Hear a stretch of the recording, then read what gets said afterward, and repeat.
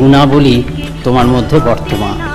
ঠাকুর কী ভেবে বলেছিলেন জানি না, কিন্তু আমরা দেখি, আমাদের মনে হয় যে গণেশ শিব উভয়ের আদর্শই যেন শারদানন্দজির মধ্যে মূর্ত হয়েছিল। ঠাকুরের কাছে যান আর প্রায়ই শোনেন নরেনের প্রশংসা, এই নরেনটিকে, এবং ঠাকুর তাকে বলেন যে একদিন তুই গিয়ে নরেনের সঙ্গে আলাপ করিস। এখন সেই জন্য তিনি নরেনের সঙ্গে আলাপ করতে গিয়েছিলেন, আলাপ হয়েছিল। কিন্তু তার আগে ঠাকুরের কাছে নরেনের কথা শোনার আগেও তিনি নরেনকে দেখেছিলেন একটা অদ্ভুত পরিস্থিতিতে।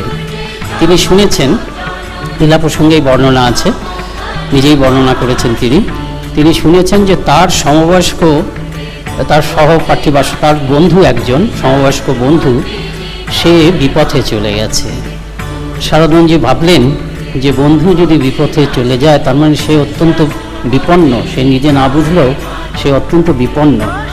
কাজে বন্ধু হিসাবে আমার কর্তব্য হচ্ছে তাকে গিয়ে দেখা কী অবস্থায় আছে এবং সম্ভব হলে তাকে সাহায্য করা যাতে সে সুপথে ফিরে আসতে পারে। সেজন্য একদিন তিনি বন্ধুর বাড়িতে গেছেন।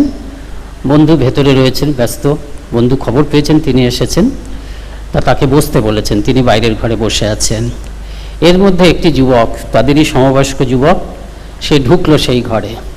ঢুকে কারোর দিকে না তাকিয়ে এই একটা তাকিয়ার উপরে বসে চারপাশে যে বই টই আছে ঘাঁটতে শুরু করেছে। এই বই উল্টাচ্ছে, ওই বই উল্টাচ্ছে, এবং বেশ বোঝা যাচ্ছে এই বাড়িতে তার খুব যাতায়াত আছে। সামনে যে একটা জলজ্জন্ত মানুষ বসে আছে, ওই যুবকটির সেদিকে কোনো নজর নেই। শারদানন্দজি ভাবতে শুরু করেছেন এবং মুখে গুনগুন করে একটা গান করছেন। সে গানের মধ্যে কালার, বাঁশরি, টাঁশরি এরকম শোনা যাচ্ছে। শারদানন্দজি সিদ্ধান্ত করলেন যে এই ধরনের বন্ধুর সঙ্গে, এই ধরনের যুবকের সঙ্গে মিশেই আমার বন্ধু বিপথে গেছে। আরও করুণ অবস্থা হলো শারদানন্দজির পক্ষে কি, যে তার এতদিনের বন্ধু, তার যখন অবসর হলো এই বাইরের ঘরে এসে আসার, সে শারদানন্দজিকে দিকে তাকিয়ে বলে, ও শরৎ তুমি এসেছো বলেই ওই যুবকটিকে দেখে সে শরৎ মহারাজকে একদম ভুলেই গেল।